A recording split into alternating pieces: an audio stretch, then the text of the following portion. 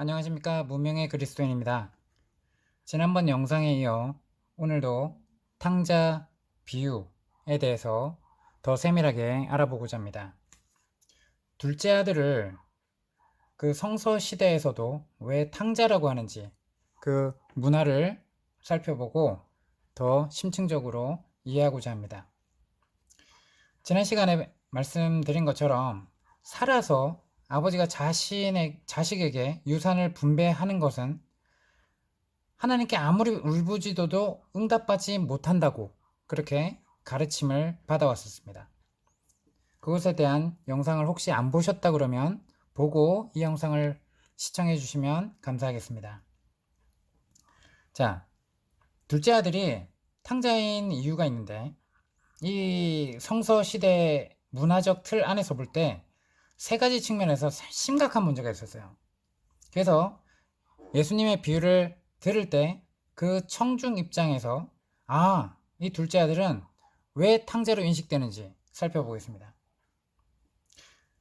첫 번째, 버젓이 살아있는 아버지한테, 임종을 앞두고 있는 아버지도 아니고, 그리고 그 임종을 앞두고 아버지가 유산을 어떻게 분배하겠다 유언을 남기는 것도 아닌데 건강하게 잘 살아있는 아버지한테 유산을 대놓고 요구했다는 것입니다. 그래서 누가복음 15장 그 탕자 비유의 12절에 보면 그 둘째가 아버지한테 말하되 아버지여 재산 중에서 내게 돌아올 분깃 이렇게 표현을 합니다. 이 내게 돌아올 분깃을 내게 주소서 하는지라 라고 되어 있어요. 근데 이 재산 중에서 내게 돌아올 분깃이라고 이 번역된 이 헬라어 표현은 성경 말씀 가운데 다른 곳에서는 자주 발견되지 않습니다. 이것은 유산에 해당되는 정상적인 헬라어 단어가 아니에요. 우리가 이제 그 현대사회에서는 재산의 형태가 금융자산과 같은 동산과 그리고 또 뭐가 있죠? 토지와 같은 부동산의 이러한 개념으로 확실하게 구분돼 있죠. 근데 성서시대의 재산은 대부분 뭐였어요? 토지와 관련된 부동산의 개념이 압도적으로 컸습니다. 근데 이 분깃에 사용된 이 헬라어가 메로스예요. 이 메로스는 성서시대 재산의 대부분을 차지하던 어떤 부동산, 고정자산, 가족재산 등 영구히 자리 잡을 만한 어떤 것이 일상적으로 적용되는 단어가 아니었어요. 뭘 얘기하냐? 개인적인 소장품,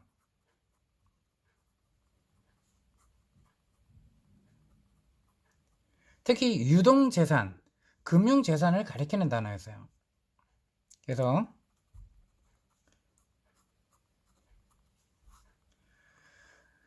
그러니까 이 말은 문자적으로 뭐냐면 가족의 소유물들 가운데 내 몫을 의미하는 거예요. 그래서 그 자기 몫을 몽땅 현금으로 지불해 주세요 라고 얘기를 하는 거예요. 이 성서시대는 대부분의 그 분깃이 토지였어요. 근데 토지를 중심으로 한 가족 재산이 주류를 이루었던 이 성서시대의 경제 상황에서 둘째 아들이 요구한 내 몫의 유산이라고 얘기를 하는 거는 이렇게 현금화된 재산, 이 요구를 달라고 했던 것인데 그때 당시 액면 그대로 표현하면 이런 뜻이에요. 아버지, 나에게 필요한 것은 아버지가 아니고 아버지가 소유하고 있는 재산이에요. 저한테 돌아올 분깃이나 주세요.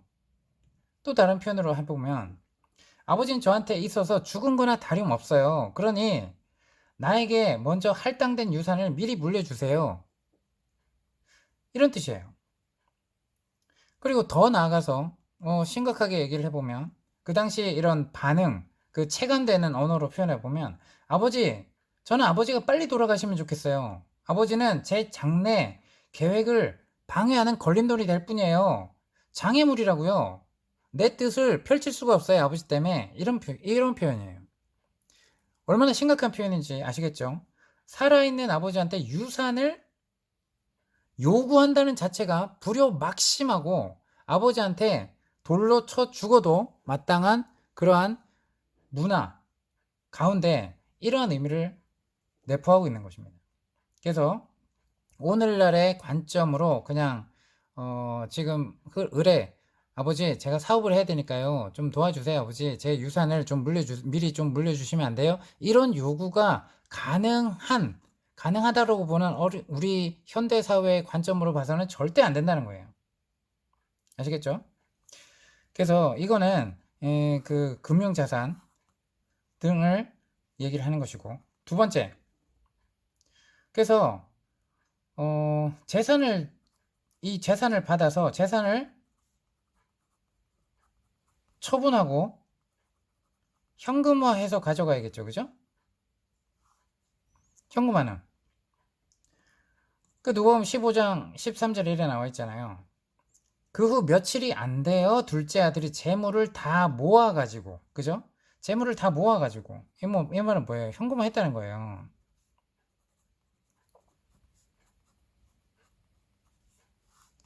자, 그래서 먼 나라에 갑니다. 먼 나라에.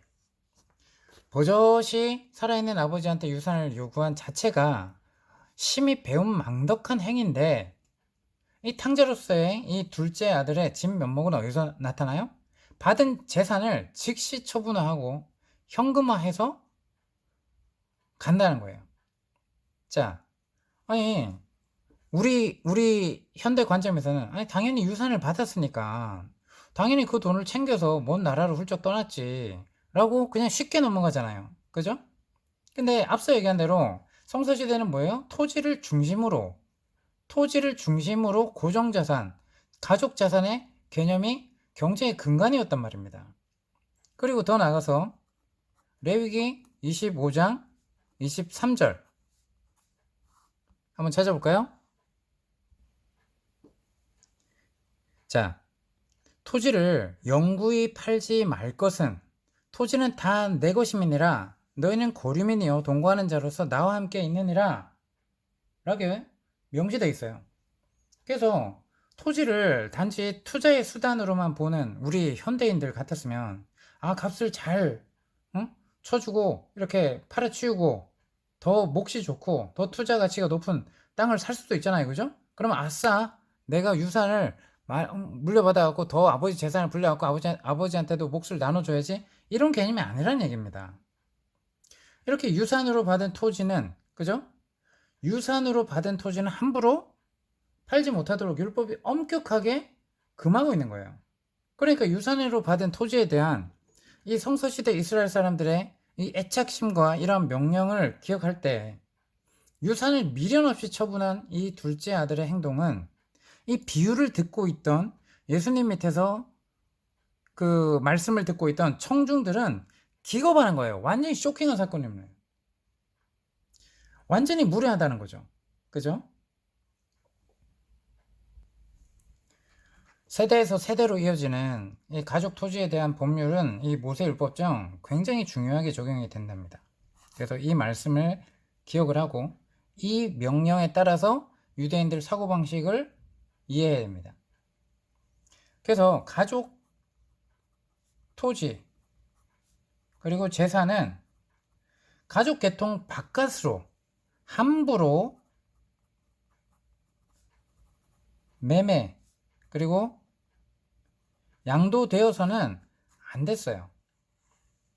처참한 파산을 했다. 그럼 어쩔 수 없이 토지를 팔아야 할지라도 모세의 이 율법은 그 50년마다 그 희년의 해에 합법적인 가족에게 그 재산을 다시 반환하도록 규정을 하잖아요. 그죠?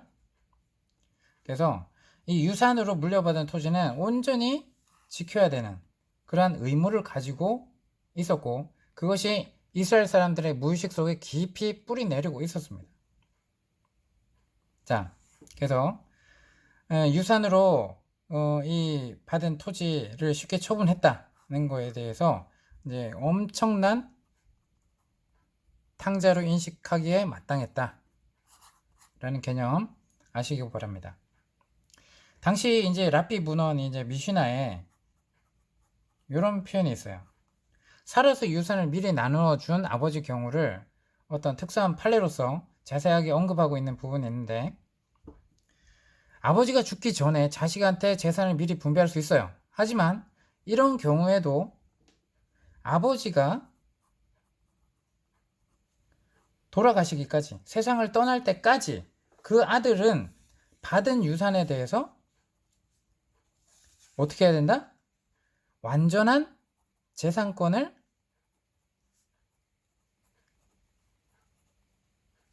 행사하지 못해요. 이렇게 미슈나에서 가르치고 있습니다. 그래서 부모 공경을 최고의 가치로 여기던 당시 문화죠. 모든 아버지는 죽을 때까지 가족의 재산을 최종적으로 책임지는 위치에 계속 머물러 있어야 되는 거예요. 그게 유대인들의 사고 방식입니다. 그래서 유산을 미리 분배받더라도 이 분배받은 아들들은 아버지가 세상을 떠날 때까지 그 재산을 잘 간직해야 된다는 거죠. 자, 물론 아들들은 그 땅이 자기 것인 양 얼마든지 경작을 하고 그 땅에서 생산된 소출을 차지할 수 있어요. 하지만 남한테 함부로 뭘 못한다? 재산권을 행사하지 못하니까 매각할 수 없는 거예요. 혹여나 아들이 유산으로 받은 토지를 제3자한테 팔았다고 합시다. 근데 토지를 구매한 사람은 그 아버지가 죽을 때까지 자기 앞으로 소유권 이전을 할 수가 없어요. 이러한 토지 거래는 아버지가 죽은 해야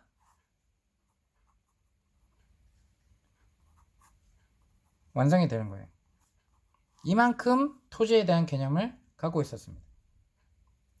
그래서 결국 자식들은 아버지가 생전에 유산을 물려준 경우라 할지라도, 그런 경우는 거의 없지만 그렇게 할지라도 그 유산에 대해서 소유권은 가질 수는 있지만 처분권은 가질 수 없다는 것이 이 판례의 핵심이에요. 그렇게 미슈나는 기록에 남겨져 있습니다. 자, 이 특수한 판례를 통해서 우리는 두 가지를 이해할 수 있죠. 첫째, 둘째 아들이 이렇게 돌아온 후에야 아버지가 보여준 행동에 대해서, 아버지는 둘째 아들이 유산을 요구했을 때 이미 첫째와 둘째한테 모두 유산을 나눴어요. 그죠? 둘째만 준 게 아니에요. 유산을 나눌 때 어떻게 했다? 첫째도 받았어요. 둘째 공평히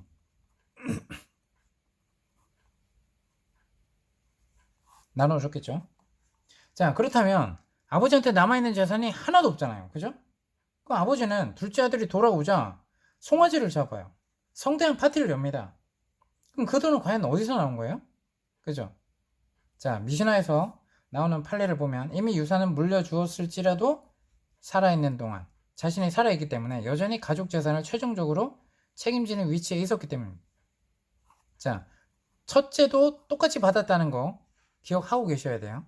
자, 둘째만 받아갖고 간 게 아니라는 거. 그죠? 아셔야 됩니다. 둘째 아들이 유산을 처분하고 현금화한 행위에 대해서입니다. 아버지가 살아있을 때 유산을 미리 받았어요.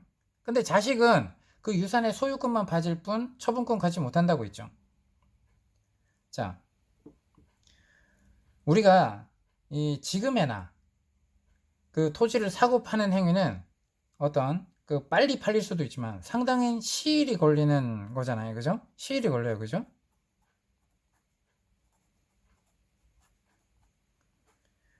시간이 걸리는 경제활동이에요. 자, 이런 상황에서 둘째 아들은 어떻게 순식간에 토지를 현금화하고 먼 나라로 떠날 수 있었을까요? 분명히 이런 만약에 토지를 했다면 정확한 감정가에 훨씬 못 미치는, 그리고 가지고 있는 재산들도 마찬가지로 헐값의 토지를, 그리고 이 자산들을 넘겨야 했을 거예요. 그래서 마치 이제 이런 상황 있잖아요. 경매로 넘어가야 돼서, 그죠? 그걸 임박해서 빨리 처분하기 위해서 가격을 헐값에 내리고, 그래서 현금화해야 되는 상황하고 비슷하다고 보시면 됩니다. 실제 가치보다 훨씬 낮게 팔아치울 수밖에 없다는 얘기죠. 그래서 유산을 미리 받더라도 아버지가 죽기 전에 함부로 처분하지 못하도록 이 한 미시나의 이런 율법 해석은 자식에게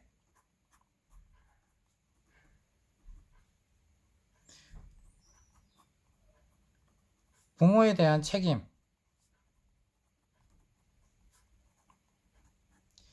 의무를 지우기 위함이었다는 걸 알 수 있다는 거예요. 자, 유산을 물려받더니 현대사회 어때요? 어머니 홀어머니 모시고 있는데 홀어머니가 아버지 돌아가시고 이제 뭐 보험이나 이런 재산으로 해갖고 아파트도 갖고 있어 이랬어. 근데 요즘에 기사 나는 게 뭐예요? 어때요? 그거를 사업한다고 해갖고 어머니 잘 모실 테니까 그 유산 미리 주세요 해가지고 자기 명의로 바꾸고 막 어머니 설득시켜갖고 했어. 그리고 나서 뭐야? 어머니를 그냥 하대하는 그러한 경우가 얼마나 많아요. 그죠? 그런 기사들을 쉽게 찾아볼 수 있습니다. 근데 만약에 그렇지 않지만 만약에 미리 물려줬다고 하더라도 소유권은 아버지한테, 처분권이 없고, 그죠? 그래서 그래 해야 자식이 부모에 대한 모셔야 되는 봉양에 대한 책임과 의무를 이렇게 가지겠죠. 유산을 미리 받았더라도 이때 당시에 이 자식들은 그 유산으로 아버지를 편안하게 모실 책임이 있었다라는 것을 살펴볼 수 있습니다. 근데 이 둘째 아들 탕자의 머릿속에는 무슨 생각만 있어요? 손에 넣을 수 있는 현금을 들고 가능한 신속하게 집구석을 떠나는 것이에요. 이 장기적인 유산의 관리나 어떤 유산 상속과 함께 따라오는 책임 따위는 아무런 관심이 없었다. 그렇기 때문에 더더구나 탕자로 인식할 수밖에 없다. 이 얘기예요. 자, 그럼 세 번째. 처분한 현금을 가지고, 그죠? 가족을 떠나, 한마디로 가족을 버린 거예요. 먼 나라로 떠납니다. 훌쩍 떠납니다.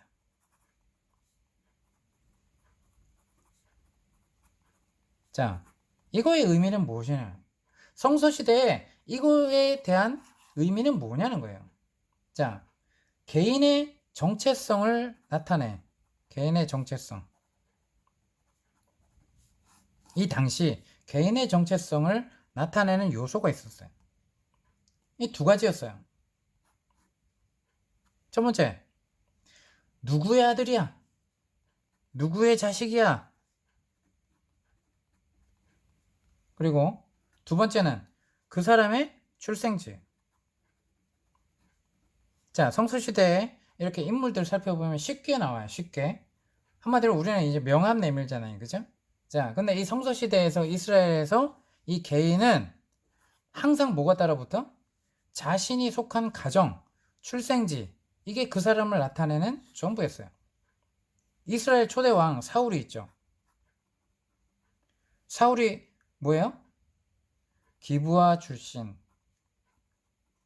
누구의 아들? 기스의 아들 이잖아요. 그죠? 그럼 다윗은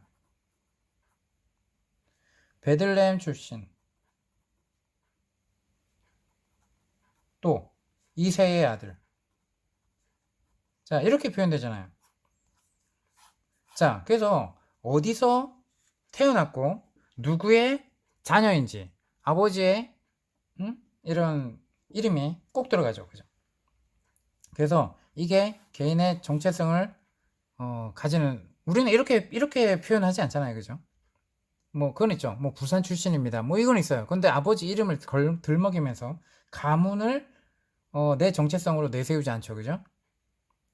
둘째 아들이 살아있는 아버지한테 유산을 요구하고 서둘러서 자산을 헐값에 처분한 것까지는 뭐 탕자지만 여기까지라도 눈 감고 딱 용서하라면 할 수 있어요. 근데 하지만 여기서 세 번째가 가장 폐역한 거라는 거예요. 처분한 재산을 가지고 아무 미련 없이 먼 나라로 떠나버린 행동은 1세기 그 예수님 밑에서 듣고 있던 이 유대인 청중한테는 도저히 용납한 거예요. 왜? 뭐를 얘기한다? 부자 관계의 최종적 단절을 의미하는 거예요. 그리고 아버지한테는 이 공동체, 이 마을 사람들한테는 씻을 수 없는 수치를 안겨줬다는 거예요.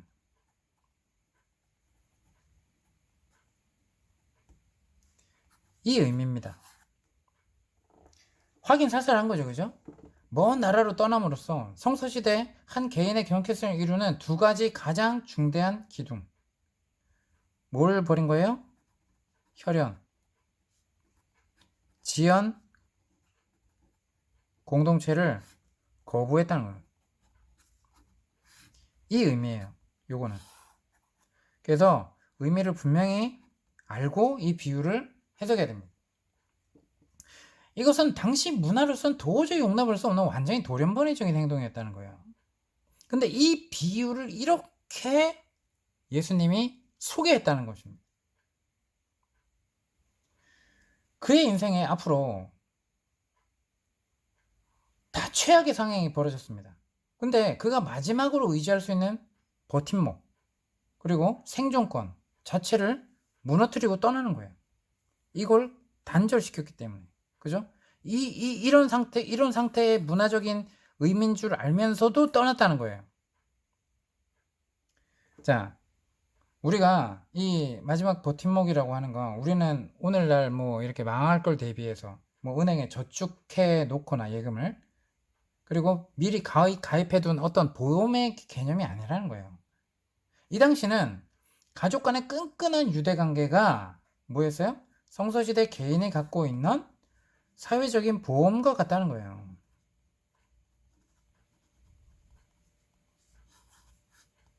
그래서 이 의미를 분명하게 알고 이해해야 됩니다. 이 비유에 대해서. 성서시대의 문화적 정치가 이제 아직도 많이 남아있는 지역이 이제 중동 지역이죠. 중동 지역에서는 이런 상황을 쉽게 엿볼 수 있는 거예요. 내전과 전쟁으로 수많은 난민이 발생합니다. 레바논, 뭐 팔레스타인 지역 이런 난민들이 전 세계에 흩어져 있는 가족 네트워크가 보내오는 십시일반 후원금으로 목숨을 연명하고 있어요. 그래서 오늘날 아랍 속담에 이런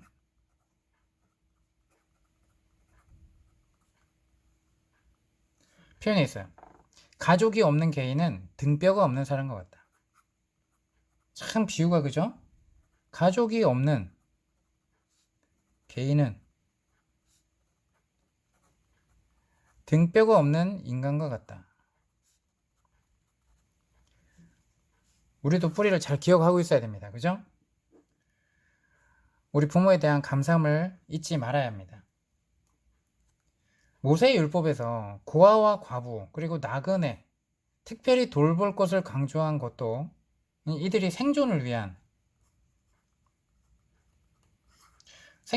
최후의 버팀목인 가족 네트워크에 속하지 않은 혈혈 단신의 위태로운 개인이었기 때문에 그러한 명령을 했다는 것입니다. 자, 그러면 유산을 급히 처분했어요. 그리고 혈연과 지형 공동체를 버리고 룰루랄라 먼 나라로 훌쩍 떠나버린 이 둘째 아들.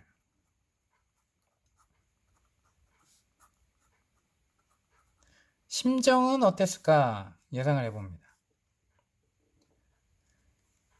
그로 하여금 위태롭고 돈키호테적인 이런 행동을 하게 만든 게 뭘까요? 먼 나라로 떠나는 이 둘째 아들 자신도 그죠? 자신도 얼마나 이것이 위험천만한 선택인지 알고 있었을 거예요. 한마디로 불구덩이인 줄 알면서도 그 속으로 들어가 타 죽는 불나방 그러한 입장이었겠죠. 극도의 반발심. 혈혈단신 집을 뛰쳐나가는 사춘기 비행 청소년 과 같은 입장이었을까요? 자, 둘째 아들의 생각을 완전히 사로잡고 있는 것이 하나 있었어요. 내 인생은 나의 것, 그죠? 이거를 생각하도록 만든 건 뭘까요? 모든 사회적, 문화적 속박에서 벗어나 완전한 자유를 누리는 것이었어요. 자, 살찐 송아지가 당시 부유한 가정에서만 내놓을 수 있는 사치품이었습니다. 그죠? 지금도 예를 들면 소를 만약에 잡아서 잔치를 한다 칩시다. 그죠? 굉장히 많은 소를 잡아서 소를 잡았는데 4인 가족만 먹겠어요? 그죠? 소를 잡는다는 이미지가 한마디로 공동체, 마을 공동체 아니면 주변에 많은 사람들과 함께 성대한 잔치를 한다는 의미죠. 오늘날에도. 근데 이 당시에도 살찐 송아지가 이렇게 나온다는 얘기는 탕자의 아버지는 아마도 상당한 부유층이었을 거예요. 부유한 가정에서만 내올 수 있는 사치품이었기 때문에. 하지만 둘째 아들은 이 부유하고 성공한 아버지의 아들로서 책임, 의무, 기대감, 어떤 청지기, 이러한 직분을 다 이제 벗어 던지고 홀가분해지고 싶었을 수도 있어요. 그죠? 무엇보다 자기 부모를 공경하라.